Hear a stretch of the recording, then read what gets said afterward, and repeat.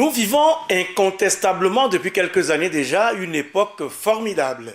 Une époque où les papes renoncent à leur pontificat, où les rois abdiquent et où les émirs démissionnent. Oui, cela est arrivé il n'y a pas si longtemps. Et puis, ailleurs, la colère des peuples debout a déjà expulsé de leur citadelle hier imprenable des présidents jusque-là indéboulonnables.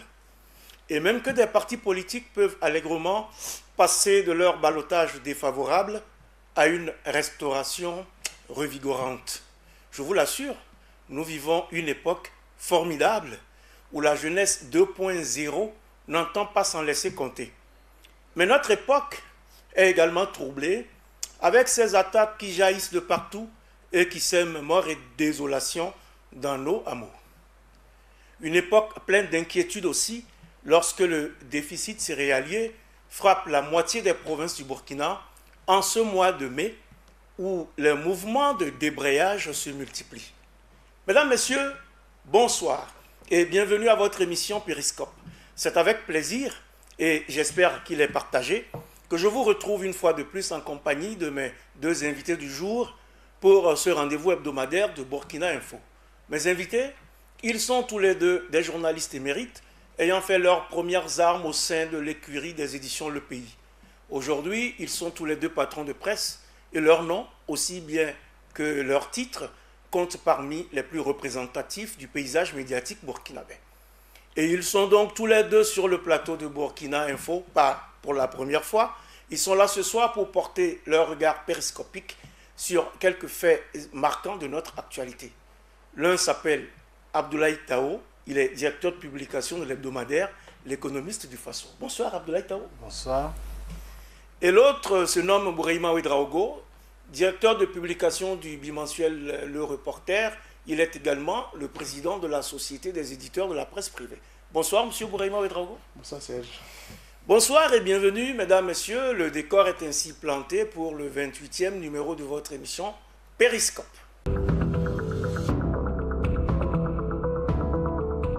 Les travailleurs du secteur de la géologie, des mines et des hydrocarbures ne sont pas contents. Ils réclament le paiement de leurs heures supplémentaires par certaines sociétés minières qui opèrent au Burkina. Les travailleurs de la santé humaine et animale sont fâchés. Ils annoncent une grève de 48 heures pour exiger du gouvernement la satisfaction d'une panoplie de revendications. Les agents du ministère des Affaires étrangères sont fâchés. Ils ont déposé un préavis de grève sur le bureau du président du Faso pour qu'un examen diligent et positif soit apporté à leur récrimination. Le syndicat national des travailleurs de l'enseignement de base tape du poing sur la table. Il menace de prendre en otage des fiches de notation si les frais d'encadrement des stagiaires dans les écoles d'application ne sont pas payés aux maîtres conseillers. Excusez du peu. Ainsi que l'on peut en juger, ce mois de mai est plutôt tempétueux sur le front social. Au moins 3 syndicats sont en mode préavis de grève pour ce mois de mai. Le syndicat des travailleurs de la santé humaine et animale, SYNCHA, pour 48 heures, du 23 au 25 mai. Le syndicat autonome des agents du ministère des Affaires étrangères, SAMAE, pour 72 heures, du 30 mai au 1er juin. Et les travailleurs du ministère de l'économie, des finances et du développement, pour 120 heures, soit 5 jours, à partir du 21 mai 2018. Si l'on compte les enseignants de base qui manifestent ainsi que les travailleurs du secteur des mines qui font la moue, on n'exagère pas en disant, comme Alpha Blondy, que tout le monde est fâché. Abdoulaye Tao et Bourahima Ouedraogo, le SYNCHA annonce donc une grève de 48 heures du 23 au 25 mai pour protester notamment contre la lenteur dans la mise en œuvre du protocole d'accord du 13 mars 2017. Réaction? Bon, a priori, ce qu'on remarque, c'est que la petite trêve est finie. Et ça, c'est un peu le remake de mouvements d'il y a quelques mois, avant la fin de l'année, où un certain nombre de syndicats ont annoncé une avalanche de préavis de grève. Moi, je me rappelle exactement le scénario d'il y a quelques mois. On est reparti pour un remake et c'est des actions notamment c'est les plateformes revendicatives. On est tout à fait d'accord là-dessus. Maintenant, c'est le gouvernement qui doit examiner. Mais ce qu'il ne faut pas oublier, c'est que je crois que l'économiste, on avait annoncé, on avait dit que les prochaines grèves au Burkina, ça va être des grèves pour revendiquer l'application effective des accords qui ont été arrachés lors des premiers mouvements. Et qui traînent à se mettre en place. Et ça va être la phase la plus difficile, puisque le gouvernement tient à tenir ses promesses, malgré la situation économique qu'on connaît. Donc il s'agit de voir maintenant comment vont évoluer les négociations entre le gouvernement et ses différents syndicats pour qu'on retrouve un climat apaisé de travail. Parce que le but du jeu, c'est que les gens se remettent au travail, parce que c'est le service public et que les populations attendent du service public des services que l'administration publique doit leur rendre. Ouais, justement, alors le syndicat ne s'en tient pas à cela. Il dépose ce préavis-là également, Brahima Ouedraogo, pour dénoncer les atteintes aux libertés syndicales et des tentatives de liquidation, dit-il, du mouvement syndical. Je crois que comme on l'a toujours dit, on avait attiré l'attention du gouvernement sur ce qui va arriver effectivement, parce que lorsque vous arrivez au pouvoir et vous commencez par négocier avec les syndicats au cas par cas, que vous signez des accords sectoriels, il va sans dire que vous accumulez tellement d'engagement avec ce que ça coûte sur le budget de l'État qui n'est pas extensible dans un pays comme le Burkina Faso. Il n'est d'ailleurs nulle part en cours de gestion budgétaire si effectivement il faut faire face à toutes ces revendications, à tous ces accords. J'ai bien peur qu'on n'en ait pas les moyens. Mais il se trouve que c'est un engagement pris par le gouvernement. Ça traduit aussi effectivement que nous sommes en face à une véritable crise de gouvernance. Crise de gouvernance au sommet de l'État, mais également aussi une crise de gouvernance qui touche aussi les acteurs au niveau du monde du travail, parce qu'aujourd'hui, il y a une cassure entre le monde du travail qui se croit peut-être, en tout cas qui revendique plus de droits, mais qui effectivement ne semble pas, à mon sens, effectivement, en tout cas, faire droit à leurs obligations. Parce que le problème de fond, quand on constate aujourd'hui, et certains syndicats, de la façon dont ils posent le problème, avec une telle, comment on appelle, une irrévérence révoltante, parce que il faut avoir le courage de dire certaines choses, on peut revendiquer, on peut dénoncer certaines choses, sans être dans une position effectivement où on est pratiquement dans une dynamique de tenser le gouvernement. Et ça montre à quel point aussi l'État n'a pas assuré, au sommet de l'État, on n'a pas assuré, l'autorité de l'État est véritablement en berne, si bien que pratiquement tout le monde se croit tout permis. Et ce que les syndicats posent comme problème, ce n'est que le début.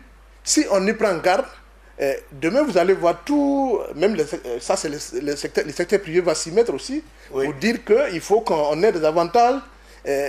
Les chômeurs vont s'y mettre pour dire qu'ils veulent du boulot. Il faut du travail. Alors justement, le syndicat ne s'en tient pas. Il ajoute également, le syndicat, les travailleurs donc, du secteur de la santé, ils dénoncent des pannes récurrentes, des ruptures de tout, y compris le minimum, et l'insuffisance des capacités d'accueil. Bon, ça, c'est un problème qui ne date pas d'aujourd'hui pour ceux qui fréquentent l'hôpital Yagado. Donc, vous parlez de l'hôpital Yalgado et justement il y a eu une marche pour appeler, enfin pour je m'en tiens à la marche et les propos qui ont été tenus à la marche. Voilà. Ce qu'ils appellent la mort programmée de l'hôpital Yalgado de Ouagadougou. Ils ont donc la sous-section du syndicat de cet hôpital a organisé une marche, c'était le 8 mai dernier. Effectivement, pas que les revendications sont très pertinentes. Effectivement, à quoi ça sert d'avoir un hôpital national qui, en plus de former les étudiants, les futurs médecins, doit être une référence nationale. Il y a la recherche qui y est et il y a les praticiens qui y sont aussi. Donc, à quoi ça sert d'avoir un hôpital avec cette ambition-là si on ne leur donne pas les moyens? Ça, de ce côté-là, tout le monde est d'accord avec la revendication syndicale. C'est-à-dire que même, ça participe même de l'intérêt général. C'est-à-dire que mettre les moyens à la disposition des travailleurs pour qu'ils accomplissent leur devoir, au service leur mission. Pour ça, tout le monde est d'accord avec. Maintenant, tout est dans la démarche, comment on conquiert, comment on revendique, comment on met en œuvre notre stratégie de négociation pour avoir pour ce dont on a besoin. Pour obtenir satisfaction de la plateforme revendicative ou tout au moins avoir petit à petit ce qu'on réclame. Voilà. Moi, j'ai dit que cette revendication n'est pas nouvelle, mais je ne dis pas qu'elle n'est pas importante. Mais si vous vous rappelez, c'est que le gouvernement a déjà signé un accord avec le Shensia sur d'autres préoccupations qui ne sont pas encore mises en œuvre. Donc, à quoi ça sert de revenir avec des revendications supplémentaires quand on sait que on a un passif qu'on n'a même pas encore apuré? C'est pour ça que souvent, ça crée cette sorte de suspicion quant aux objectifs, souvent, des manifestations. Ouais, justement, alors Bouraïma Ouedraogo faisait remarquer tout à l'heure que ces syndicats deviennent de plus en plus irrévérencieux. C'est ce que vous avez dit. Diriez-vous qu'ils sont jusqu'au boutiste finalement? Non, pas. Ce que je veux dire, j'ai écouté les propos de certains responsables syndicaux et c'est pour ça que j'attire l'attention de tous que nous sommes dans une république et qu'il faut qu'on se mette dans une dynamique effectivement où chacun pose les conditions d'un dialogue apaisé. Et quand on fait des revendications, on peut avoir en face un gouvernement effectivement qui manque d'autorité, mais pour autant si on est républicain, on doit s'inscrire dans une dynamique effectivement où on reconnaît qu'il y a un gouvernement qui est là, même s'il est limité. Peut-être qu'on peut même aller jusqu'à demander qu'on limoge le gouvernement. Attends, parce que le gouvernement n'est pas compétent. Le gouvernement manque d'autorité et qu'il est limité. Oui, mais ça c'est un constat dans les réponses par rapport à ce que les syndicats attendent. Parce que le problème de fond, c'est qu'on a comme l'impression qu'on est dans une sorte de pilotage à vue. Or, les gens sont arrivés au pouvoir avec un projet de société. Et le problème de Yalagadot, comme l'a dit Tao, n'a pas commencé aujourd'hui. Moi, je suis surpris de voir que c'est au cours de cette semaine ou la semaine passée que le ministre de la Santé, qui est nommé depuis, va faire un tour à l'hôpital Yalagado. Depuis le 31 janvier. Et constate effectivement qu'il y a des services qui sont en dysfonctionnement total et qu'il y a des choses à faire.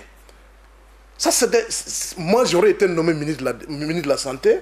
La première des choses que j'ai fait à ma prise de fonction, c'est de prendre langue avec les travailleurs pour voir les hôpitaux. D'aller voir les hôpitaux, c'est pas un an après ou bien quelques mois après qu'il faut aller voir les hôpitaux.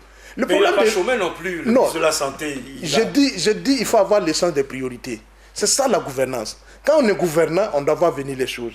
L'hôpital Yalagado, comme on l'a dit, quand on arrive au pouvoir aujourd'hui, et qu'on a la santé comme priorité, l'hôpital Yalagado ne peut pas se retrouver dans l'état qu'il est depuis Mathusalem. Parce qu'on a comme l'impression que plus les années avancent, et les syndicats ont d'ailleurs raison quand ils craignent la mort programmée de l'hôpital Yalagado. Quand vous partez à l'hôpital Yalagado aujourd'hui, vous êtes surpris des conditions dans lesquelles on accueille les malades. Vous faites un mois, vous repartez, vous avez comme l'impression que la situation ne fait que s'empirer. Et on se demande, est-ce qu'il y a un gouvernement dans ce pays? Est-ce qu'il y a un ministère de la Santé? À moins qu'on nous dise qu'il y a un aveu d'impuissance par rapport à la situation de l'hôpital Yalagado, auquel cas, effectivement, il faut reposer le problème avec tous les acteurs pour qu'on réfléchisse à une solution structurante et durable. Parce que le problème... Est-ce que le gouvernement ne réfléchit pas justement à une solution structurante et durable? Il était question de construire un nouvel hôpital, il était question de rééquiper ou de revoir Yalagado. Abdoulaye Tao. Non, il y a des projets. Il y a des projets, mais je crois que le vrai problème de ce gouvernement-là, c'est, comment on appelle ça, des actions fortes. Des actions, comme Bourema le dit, tout le monde sait que l'hôpital Yalagado, c'est un cas. Aujourd'hui, quand vous allez à l'hôpital Yalagado, il y a des médecins qui n'hésitent pas à vous dire, bon, on vous référencie au privé.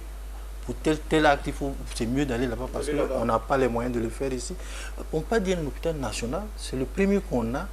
Et c'est le plus mal foutu de la place. Alors que tout le monde ne peut pas justement aller dans la clinique. Voilà, de ce côté-là, je pense qu'effectivement, ça doit être une cause nationale. Et je crois que tout le monde va faire chorus avec les syndicats pour qu'on donne les moyens à l'hôpital Yalagado d'avoir son statut d'hôpital national. Ça, il n'y a pas de doute là-dessus. Mais là, je voulais revenir à quelque chose que Bourema a dit qui est très important. Parce que ce qu'on constate, et vous savez que pour négocier, il faut être deux. Et le rapport de force permet à chacun de protéger ou de sauver les meubles. Mais aujourd'hui, c'est une évidence qu'on a un gouvernement qui ne veut pas de clash avec les syndicats. Et c'est ça qu'on est en train de payer aujourd'hui. Parce que pour un i ou pour un non, Bourema l'a dit, on va avoir des revendications. Parce qu'on se dit que si on y va, si on maintient la pression, le gouvernement va lâcher du lest. On revient à la fameuse question de l'autorité de l'État. C'est-à-dire que si le gouvernement lui-même n'a pas une stratégie claire, définie, pour savoir dire non ici, ma priorité c'est pas ça, il explique à ses interlocuteurs, je vous comprends, mais ça on ne peut pas le faire aujourd'hui, on peut le faire dans 2 ans, dans 3 ans. Et s'il a une stratégie claire qui explique aux partenaires sociaux, les gens peuvent mettre balle à terre sur certains dossiers. Par ailleurs, il faut que le gouvernement ait une attitude responsable. Pour créer la confiance, il faut que dans ses actes, on ait confiance à ce que tu dis, et dans tes actes traduisent ce que tu dis et ce que tu fais. Pour pouvoir suivre. En tout cas, on est là dans le domaine de la santé. Je donne 2 exemples. Quand on parle des centres de la priorité, très rapidement. Le gouvernement commande des véhicules parce que les véhicules qu'ils ont sont diètes. L'hôpital, ça fait 1,7 milliard. Est-ce que 1,7 milliard dans les problèmes de l'hôpital Yalagado, on ne règle pas beaucoup de problèmes? Est-ce que nos ministères sont tellement dépourvus que nos ministres ne peuvent pas patienter 1 an avec des véhicules qu'on peut trouver à l'intérieur des différents ministères pour fonctionner le temps qu'on règle le problème de l'hôpital Yalagado? C'est une question de sens des responsabilités et d'ordre de priorité. On veut bien que nos ministres soient dans des conditions de luxe qui travaillent, mais nous voulons d'abord que le peuple ait accès à des soins de santé suffisamment, en tout cas à de meilleures conditions acceptables. Deuxième exemple, quand on prend comment on appelle, la question des fonds communs.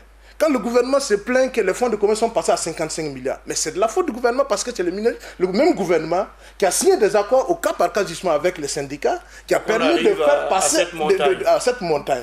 Et aujourd'hui, on se rend compte que ce n'est pas réalisable, on veut baisser. Mais tout ça, c'est comme on dit, est-ce qu'il n'est pas possible de négocier avec les syndicats pour investir une bonne partie de ces 50 milliards à l'hôpital Yalagado, à l'hôpital Blaise Compaoré, à l'hôpital je ne sais quoi, pour permettre, est-ce que les syndicats ne seraient pas plus réceptifs dans une telle négociation, à un tel discours, que de venir leur dire non, on s'est rendu compte que c'est très élevé vos fonds communs. D'autant que la santé, c'est notre bien commun, notre bien le plus précieux, c'est le tout premier besoin fondamental de l'homme. Il faudrait effectivement qu'on se bouge à ce niveau-là afin que chaque Burkinabé respire la santé. C'est très, très important. Sans santé, on ne peut pas travailler. Et il va falloir regarder à cela pour qu'on avance là-dessus, aussi bien au niveau du gouvernement qu'au niveau des syndicats. Autre secteur, même réalité, le syndicat autonome des agents du ministère des Affaires étrangères parle, lui, de fonctionnement chaotique du département que dirige notre confrère Alpha Barry et réclame ni plus ni moins la tête du directeur de cabinet Oumarou Soro. Je vous vois tous les deux sourire. Moi j'ai un problème avec ce type de revendication. Parce que je ne conçois pas aujourd'hui que dans une revendication, on demande le départ de quelqu'un que vous n'avez pas nommé. Exactement. Moi, je pense qu'on peut... Si on personnalise les problèmes, revendiquer. Si le gars pose des actes contraires à la loi, au bon fonctionnement de l'administration, il n'y a pas de problème, on dénonce ces actes. Mais si c'est lui qui devient le problème, vous fermez toutes les portes du dialogue. Parce que c'est pour l'autorité dans cette disposition-là, je ne sais pas comment elle peut accepter ou enfin satisfaire une telle revendication et ne pas satisfaire les prochaines qui vont venir. Donc, par rapport à ça, les autres points de revendication, bon, je ne maîtrise pas trop leur plateforme, mais celle qui a été rendue publique... Ouais, ils parlent des intérims et puis d'autres choses. Et puis donc, un troisième point, ils exigent le départ sans condition pic et nook du directeur de cabinet. Et ça aussi, comme vraiment relevé tout à l'heure, c'est les relations hiérarchiques, les relations entre travailleurs, organisation de travail et comme on appelle ça, l'administration. Parce que quand on en arrive là, ça veut dire qu'il n'y a pas de confiance, il n'y a vraiment pas de dégâts pour l'un pour l'autre. Comment dans ces conditions, vous pouvez négocier? Ça pose un problème même de la qualité du dialogue social dans nos administrations. La qualité du dialogue social dans nos administrations, Brahima Ouedraogo. Oui, en fait, je suis parce que j'ai comme l'impression qu'on laisse la proie pour l'ombre. Parce que le directeur du cabinet, il a été nommé par quelqu'un. Et moi, je vois mal un directeur de cabinet dans un ministère faire ce qu'il veut sans l'accord de son ministre. Si le syndicat reproche des comportements au directeur du cabinet... On lui reproche d'avoir bloqué l'installation de quelqu'un qu'on aurait affecté donc, si, au si ministère. le directeur du cabinet est capable de bloquer l'installation de quelqu'un qu'on a nommé, c'est que c'est avec l'accord de son ministre. Son ministre. Et je crois qu'il faut que les gens on apprenne à poser les problèmes sans les personnaliser.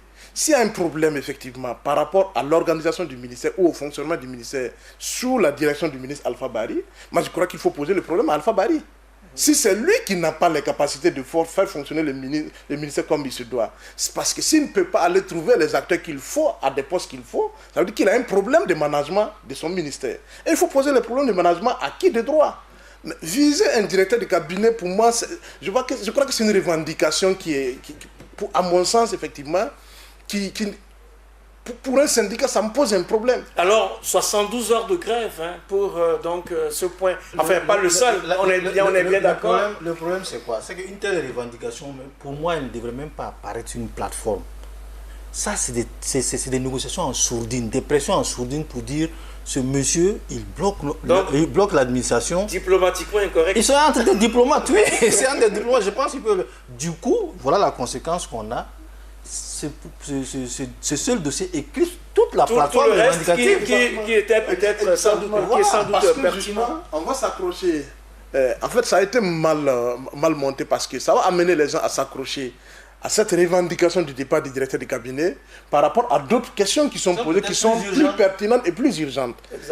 C'est là où, effectivement, je crois qu'il faut qu'on repose véritablement la question de gouvernance dans nos différents départements ministériels. Aussi bien au niveau même de comment effectivement les travailleurs peuvent s'impliquer efficacement, parce que si on laisse les relations de personne à personne prendre le dessus sur des questions structurelles, on a bien peur qu'il n'y ait pas de possibilité de dialogue. Parce que comme Tao l'a dit, la qualité du dialogue aussi dépend aussi par la qualité des problèmes qu'on pose.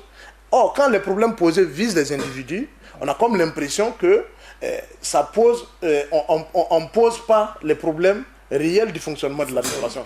Justement, on est en pleine pression, cette pression sociale n'en peut d'ailleurs plus de monter, alors qu'on pensait avoir trouvé les voies quand même pour apaiser le climat.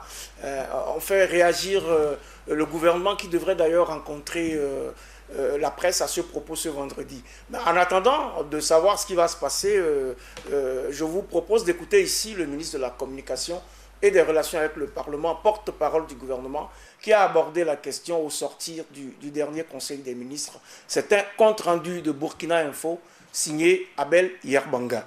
Le droit de grève dans notre pays est un droit consacré. Je pense que ça, il n'y a rien à dire là-dessus. Et pour aller en grève, il y a un processus que tous les acteurs syndicaux connaissent.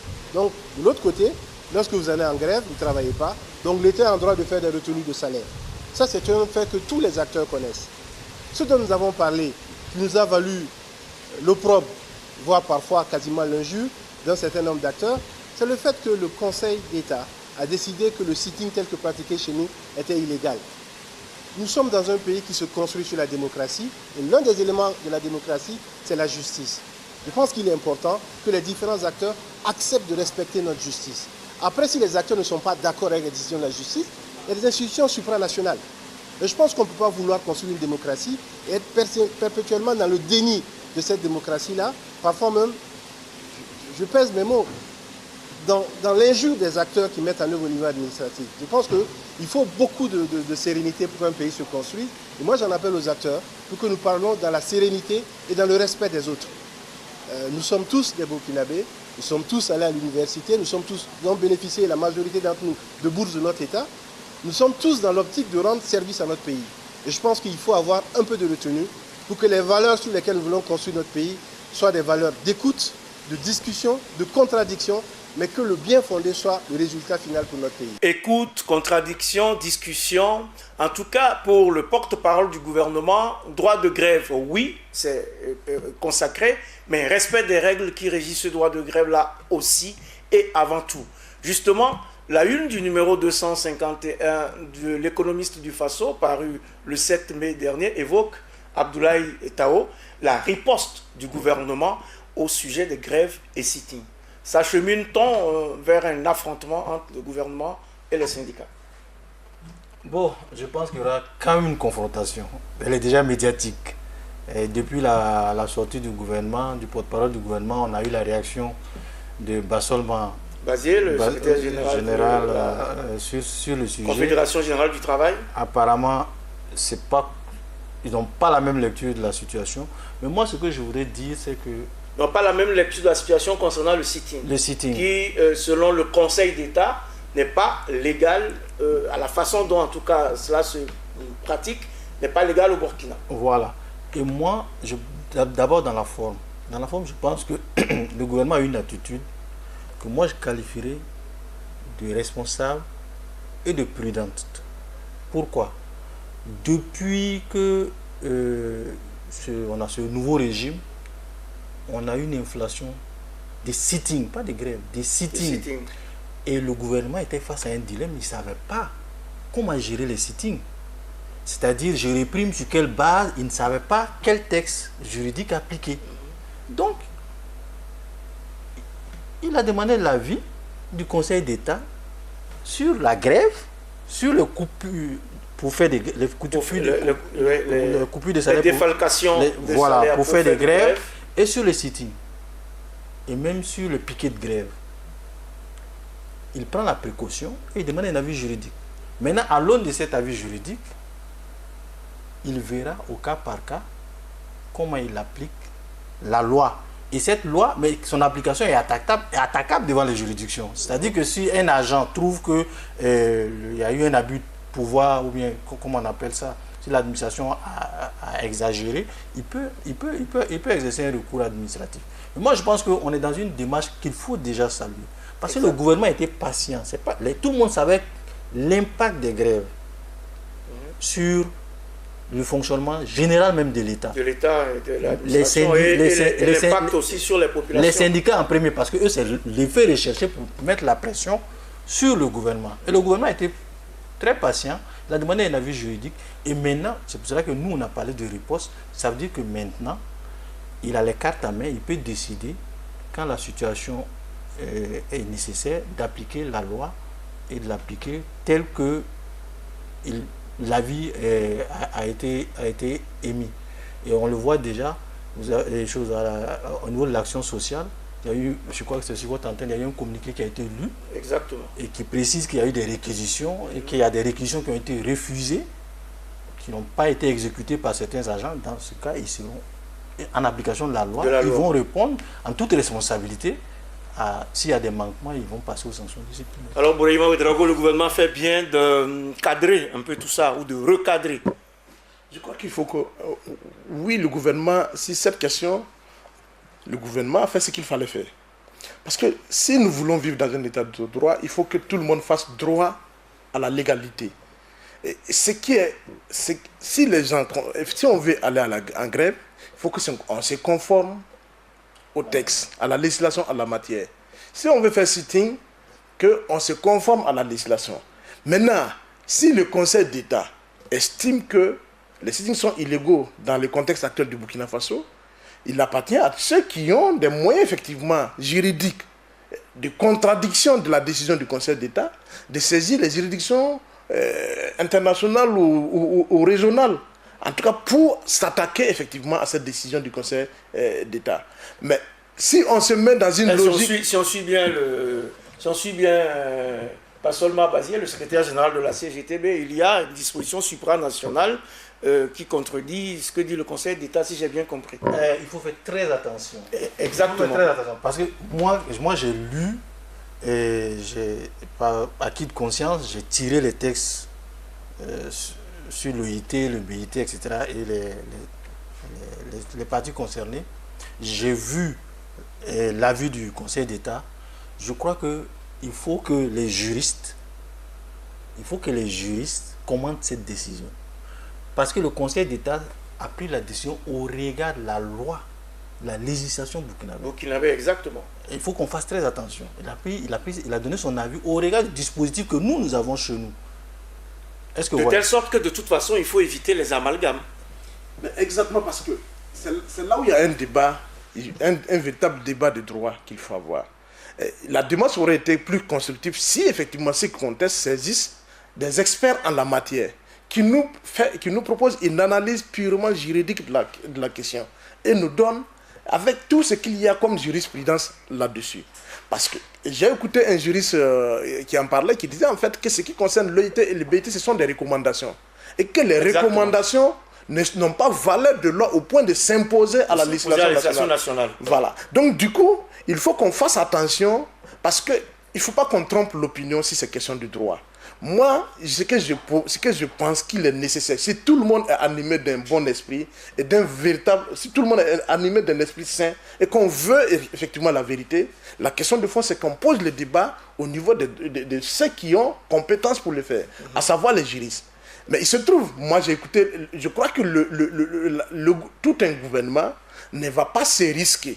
Enfin, je peux me tromper et j'espère ne pas me tromper.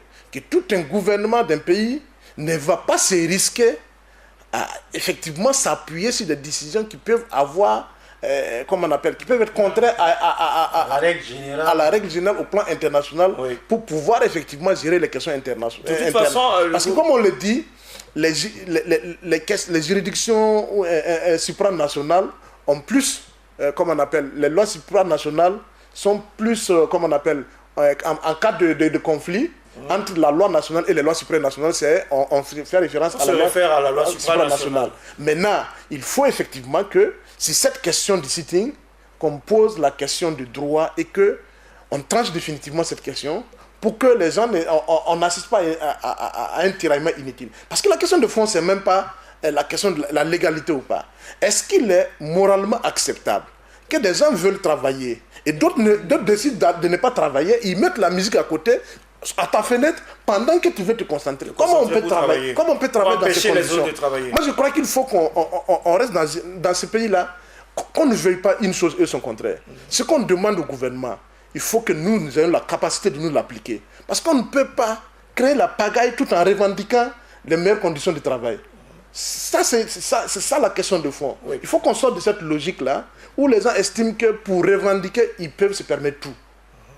Moi, je crois aussi deux choses. Je crois qu'il faut que les gens réalisent, et je crois que le gouvernement même a intérêt, les avis sont publics, au Conseil d'État si vous allez ou pas. Je pense que les journaux, nous on va peut-être le publier pour que les gens puissent lire, savoir et puis exactement ce qu'il en est. Parce que le Conseil d'État est parti d'une définition du sitting, l'a appliqué à la norme burkinabé telle qu'il existe, sachant que la norme burkinabé s'inspire de la norme internationale. Exactement. Et a dit tel que le problème lui a été soumis par le gouvernement, pour celui qui demandait l'avis, il estime qu'au regard des textes, le sitting est illégal. Alors, maintenant, la seconde chose, c'est quoi? C'est que les gens aussi, ça c'est un problème de communication, les gens ont tendance à croire que c'est le gouvernement qui a décrété que le sitting est illégal. Ça aussi, il faut faire attention. C'est un avis juridique, de la plus haute cour administrative du pays. Donc c'est un avis juridique, c'est pas le gouvernement a demandé un avis, donc on n'a pas pris une décision. Et rien n'est dit que les avis qui sont entre les mains aujourd'hui de tout le monde ou de l'État vont être appliqués dans leurs dispositions. En tout cas, ils vont regarder le contexte et puis y aller. Mais avant, on est là, on vient à peine de mettre en place le Haut Conseil pour le dialogue social et on a comme l'impression qu'on n'a pas de dialogue social dans le pays. Alors, à quelques jours seulement après la mise en œuvre, la mise en place du Haut Conseil pour le dialogue social, pensez-vous que ce Haut Conseil réussira à désamorcer ces bombes qui sont d'ores et déjà allumées? C'est un point sur lequel je suis d'accord avec Barcelona Bazier, c'est si le Haut Conseil, si le Conseil pour le dialogue social. Je crois que dans ce pays-là, on n'arrive pas à rompre avec cette plutocratie institutionnelle qui montre à quel point aussi nos institutions ne fonctionnent pas. Parce que plus on crée des institutions, plus c'est le témoignage des dysfonctionnements des institutions républicaines classiques.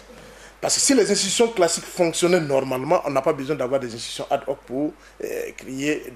D'autant plus que ces institutions, effectivement, quand on regarde, on a comme l'impression aussi que ces institutions sont l'occasion de placer des gens qu'on n'a pas pu mettre ailleurs. Et ça me pose un problème aussi par rapport aux institutions au niveau du Burkina Faso. Et l'objet même pour lequel ce Haut Conseil a été mis en place. On ne peut pas mettre un Haut Conseil qui lui-même pose problème dans sa composition déjà et fait l'objet de tiraillements. Donc, parce qu'il y a des absents. quel dialogue on peut avoir si les acteurs estiment que ce cadre-là, moi je ne le reconnais pas et je ne vais pas aller dialoguer dans ce cadre-là. Ça, c'est le premier élément. Deuxième élément, moi je crois qu'on aurait pu créer, c'est-à-dire recenser l'ensemble des problèmes aujourd'hui qui se posent au monde du travail. Et dire que si ces problèmes-là, et pour les résoudre de façon ponctuelle, on met en place une structure, et là le Haut Conseil aurait eu tout son sens, avec une mission précise. Il y a les revendications des syndicats de l'éducation nationale, les revendications des syndicats du ministère de l'économie et des finances, de la santé. On recadre toutes ces plateformes-là dans une perspective globale et on met en place une structure avec l'ensemble de ces acteurs pour qu'on discute pour trouver une solution définitive et répartir sur de bonnes bases. Là, on règle un problème ponctuel qui a été posé. Maintenant, quand on crée une institution pour 3 ans, honnêtement, moi, ça me pose un problème par rapport avec ce Haut Conseil-là. Le Haut Conseil, solution ou pas solution? Pas que le Haut Conseil. Moi, je pense que ces structures qu'on crée à l'appel actuellement, on a vu qu'elles ont déjà du mal à fonctionner. Elles retardent même les échéances de règlement des problèmes pour lesquels elles sont créées. Le HCRUN, il est là, ça fait bientôt 3 ans, 2 ou 3 ans, je crois. On n'a encore rien vu. Le Haut Conseil vient de s'installer. Avec toutes les difficultés qu'on a vues, on ne sait pas. Mais moi, je dis, aujourd'hui, dans un État républicain, on a déjà un médiateur du FASO. C'est vrai qu'il gère l'administration et le citoyen. Hein? Les deux. Mais on est en train de donner les moyens à la justice aujourd'hui de trancher tous les conflits. On a des cadres de discussion. Le gouvernement et les syndicats ont un cadre de discussion. Et le gouvernement et le secteur privé ont un cadre de discussion. Ouais. Le gouvernement et les paysans ont un cadre de discussion. Mais je ne sais pas où est-ce qu'on va créer les conflits là. Est-ce que ça dépasse ces cadres-là? Moi, je ne comprends pas. Il y a besoin de rationaliser. Il faut qu'on rationalise parce qu'en plus on parle de train de vie de l'État. C'est des millions et des milliards qu'on jette dans des structures dont on ne verra pas les résultats.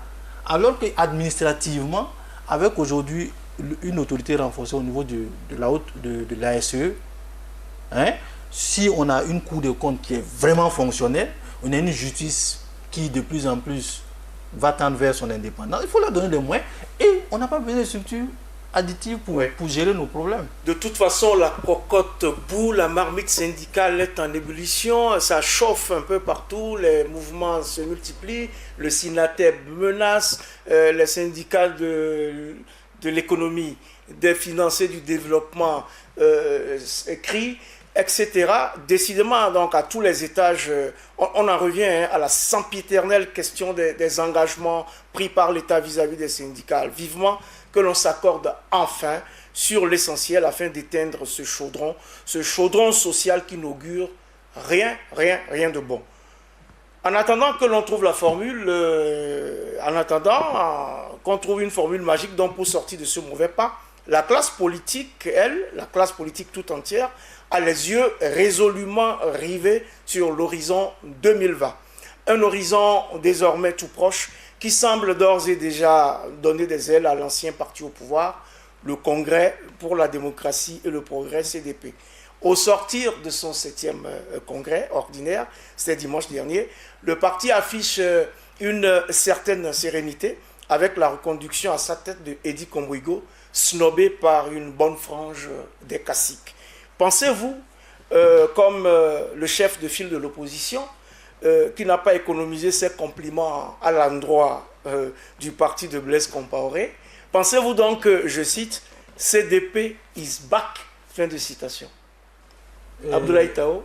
Oui, CDP is back, on peut le dire, parce que un congrès c'est quand même un renouveau d'un parti.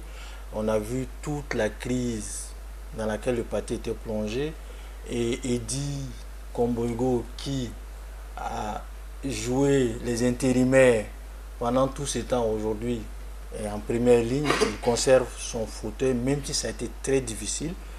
Maintenant le CDP is back, il faut qu'il se matérialise parce qu'il y a eu des fissures dans le navire comme on dit, et c'est pas l'union sacrée, peut-être que c'est une entente, peut-être j'allais dire des raisons momentané, parce que vous savez que à l'approche des échéances, il risque d'avoir de petits frémissements entre les caciques qui sont là et la jeune génération incarnée par Eddy, qui veulent un changement radical au sein du parti. Mais je pense que le CDP Youth Back, ça veut dire que je pense que c'est juste de le dire parce que c'est un nouveau départ d'une certaine façon pour ce parti qui va à la reconquête du pouvoir. Alors l'entente pas tout à fait cordiale, Bourima Ouedraogo, un CDP donc qui reprend des couleurs, même si c'est la jeune frange donc, qui prend le dessus un peu sur les caciques au sortir de ce congrès. Oui, dans nos derniers jugements, nous, on en parlait en disant que c'était avant le congrès. On se posait la question si c'était le congrès de la dernière chance. Parce qu'effectivement, ce qui s'est tramé avant le congrès, effectivement, laissait penser qu'on aurait pu assister à une explosion en live, voilà, un clash effectivement entre les caciques et la jeune génération. Ça n'a pas été le cas. On a assisté à une sorte de gentleman agreement où effectivement, même si les gens ne sont pas d'accord, même si les gens sont pas d'accord, ils ont fait semblant d'être d'accord.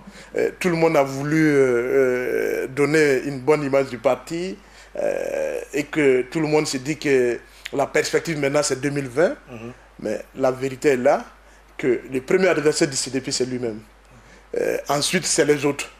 Le CDP a d'abord intérêt à se rassurer lui-même que toutes les troupes effectivement sont en ordre de bataille pour aller à la conquête du pouvoir, ou du moins à la reconquête du pouvoir en 2020. Il me semble qu'à ce niveau-là, ce n'est pas encore gagné.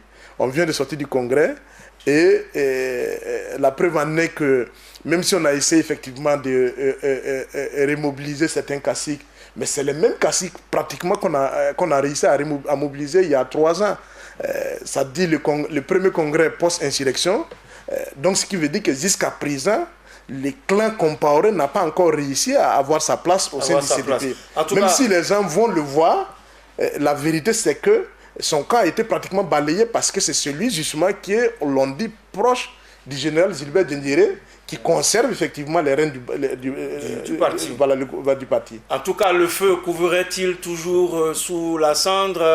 Assisterons-nous à des développements? Je vous propose de revenir en son et en image sur la clôture de ce congrès du CDP dans ce reportage de Burkina Info signé Doumadié Rodrigue Guel. Le chapeau du chef du Congrès pour la démocratie et le progrès ne quittera pas sitôt la tête d'Eddy Komboigo, puisqu'il vient d'être réélu à la tête du parti à l'issue du 7e congrès ordinaire. Sur les 72 votants, 39 lui ont donné leur confiance contre 33 pour son challenger Bourema Badini, les 10 autres ayant désisté à la dernière minute.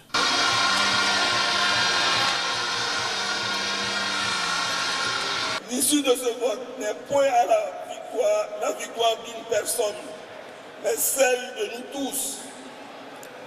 La victoire de la raison, la victoire de l'unité, la victoire de la fidélité. Camarades militantes et militants, permettez-moi néanmoins de vous traduire avec beaucoup d'émotion et d'humilité toute ma reconnaissance avec la confiance que vous avez placée à mon modeste personne en renouvelant mon mandat à la tête du CDP. Nous prenons devant nous l'engagement de servir loyalement le parti, de travailler dans la concertation permanente et dans la transparence.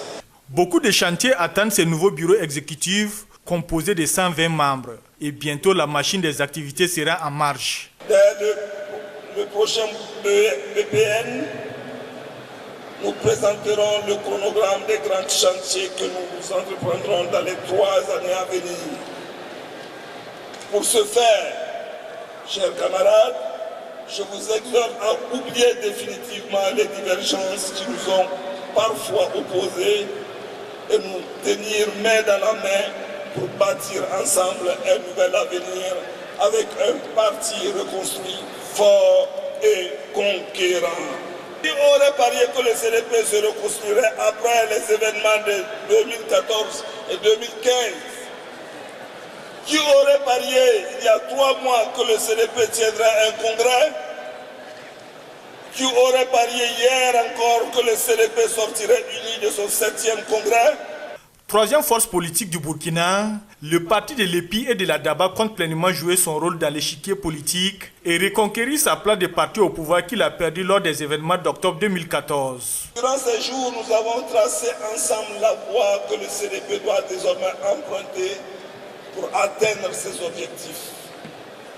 Nous nous sommes dotés d'outils et d'instruments nécessaires pour notre fonctionnement efficace, reconquérir le pouvoir d'État et maintenant notre objectif. Aucun obstacle ne nous empêche désormais d'assumer pleinement notre rôle dans l'évolution socio-politique de notre pays, le Burkina Faso. Quant aux militants, ils se félicitent du climat dans lequel le Congrès s'est tenu. Ils demandent au nouveau bureau exécutif national de travailler à l'unité et à la cohésion de tous les membres en vue de résultats éclatants aux échéances électorales à venir. Nous venons d'écouter là Edi Komboigo, confirmé à la tête du Congrès pour la démocratie et le progrès, qui martèle qu'aucun obstacle, il le répète 3 fois, qu'aucun obstacle ne n'empêche désormais cette formation de sans doute décrocher le Graal. Mais il appelle donc à l'unité et au rassemblement. Sera-t-il entendu? Il dit une chose de son contraire. Il dit aucun obstacle. Oh, il sait qu'il y a l'obstacle de l'unité interne du parti qui est posé. En fait, il aurait pu dire qu'il n'y a aucun obstacle externe et qu'il faut qu'en interne nous réglons nos problèmes d'abord. Parce que le plus important, c'est de pouvoir régler les problèmes internes. Ce qu'on peut dire effectivement au sortir de ce congrès, c'est que la vérité aussi, c'est qu'au regard des candidatures qu'il y avait pour la direction du parti, la vérité qu'il n'y avait pas meilleur candidat qu'Edi pour pouvoir effectivement sauver le minimum. Moi, je parie qu'un autre candidat aurait créé il y aurait eu beaucoup plus de tendances, en tout cas de scissions dans beaucoup de tendances. Parce que ce que c'était un autre qui avait gagné. Parce que ce qu'Edi a pu faire à la tête du parti au cours de ces 3 dernières années, que les gens veuillent ou pas, on lui peut reprocher beaucoup de choses. Les gens ont dit qu'il n'a pas été courageux au moment où il fallait être courageux, parce que quand il était poursuivi par la justice, il s'est mis en retrait. Et c'est parce qu'il a été blanchi qu'il est revenu. Il aurait été plus courageux en conserve. Mais moi, je crois plutôt que c'est républicain. Pour moi, à mon sens, c'était plutôt républicain que mis en cause dans le cadre d'une affaire aussi grave qu'un coup d'État, un chef de parti se met en retrait pour régler son problème, face profil bas pour régler son problème judiciaire avant de revenir. Moi, je crois que cette démarche est dit, on peut être contre lui, mais il faut saluer quand même cette démarche qui est une démarche républicaine. L'autre aspect, c'est que une chose est de sortir d'un congrès avec une unité qui semble des façades, et une autre est effectivement de pouvoir maintenir cette unité, parce que 2020, on oublie, mais c'est dans 2 ans. C'est maintenant. C'est dans 2 ans. C'est maintenant, mais c'est dans 2 ans. Entre maintenant et 2 ans, il ne faut pas que les gens attendent à 3 mois de la présidentielle et puis sortir, créer un nouveau parti pour fragiliser les candidats du parti. Parce qu'une autre étape importante qui va venir, ce serait dans le choix du candidat du parti. Et là... Le président du parti est-il le candidat naturel à l'élection présidentielle? Il n'est pas automatiquement le candidat du parti. La preuve en est que Blaise Compaoré n'a jamais été président du CDP, mais il a toujours été le candidat naturel du CDP.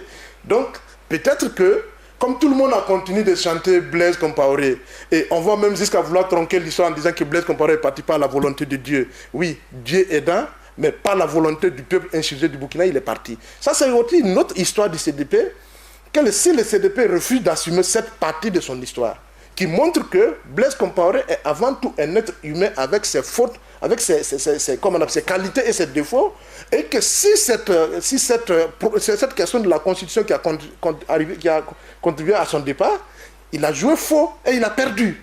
Ça n'enlève rien au fait que de tout ce qu'il a apporté comme bien à ce pays, mais qu'on le veut ou pas, il faut que les militants du CDP acceptent que Blaise Compaoré a commis des erreurs et qu'un homme responsable, s'il est l'homme d'État qu'il chante, il doit effectivement avoir le courage politique de répondre de ses erreurs. Est-ce que le plus dur commence maintenant pour le CDP dans ce compte à rebours pour 2020? Le plus dur commence effectivement pour le CDP. Parce qu'une chose est de faire le congrès, de se trouver un président.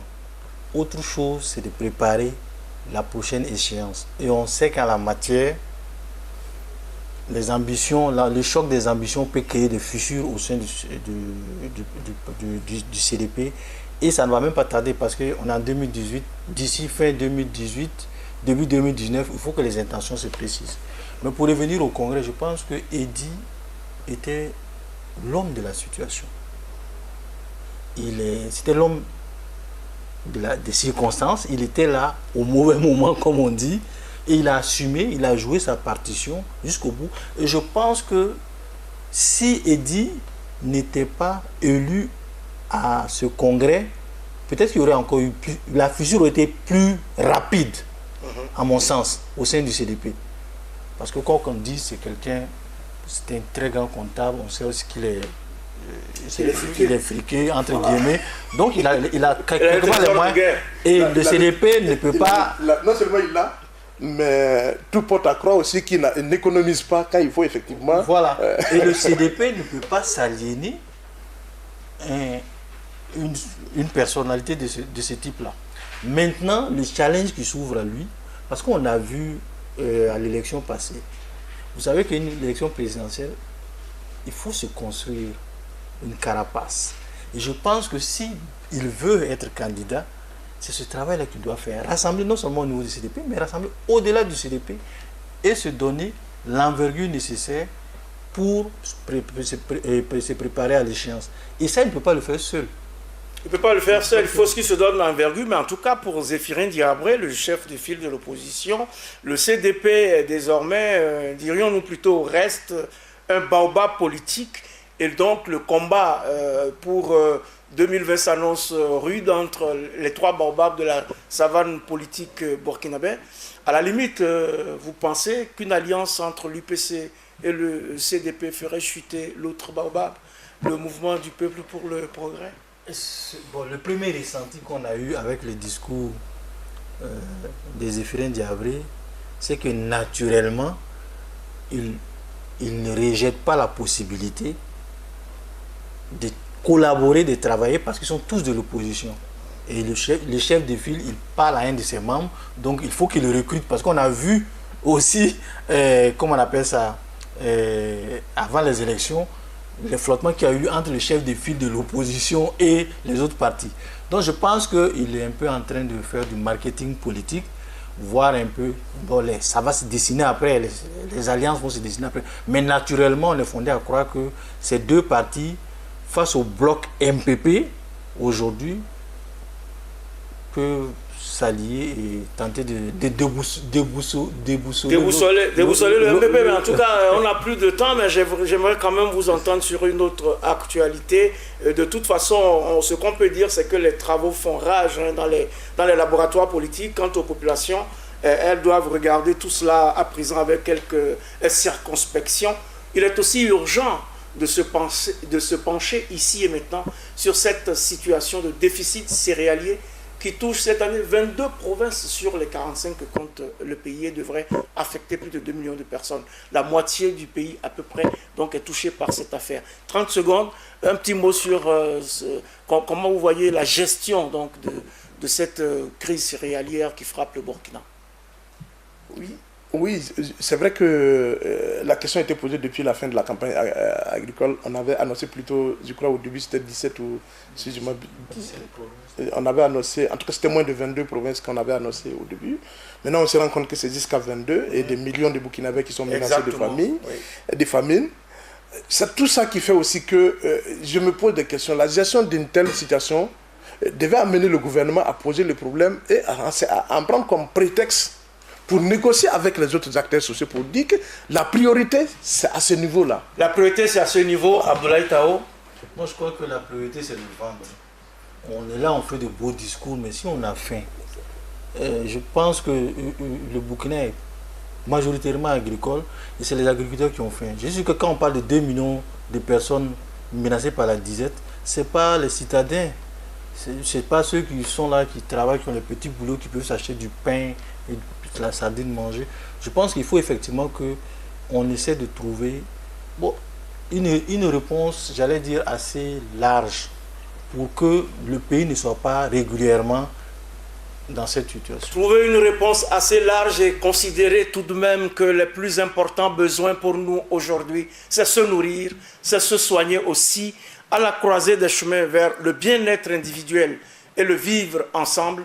Les hommes politiques, on le sait, ont souvent des choix cornéliens à faire, sans jamais pouvoir contenter tout le monde, évidemment.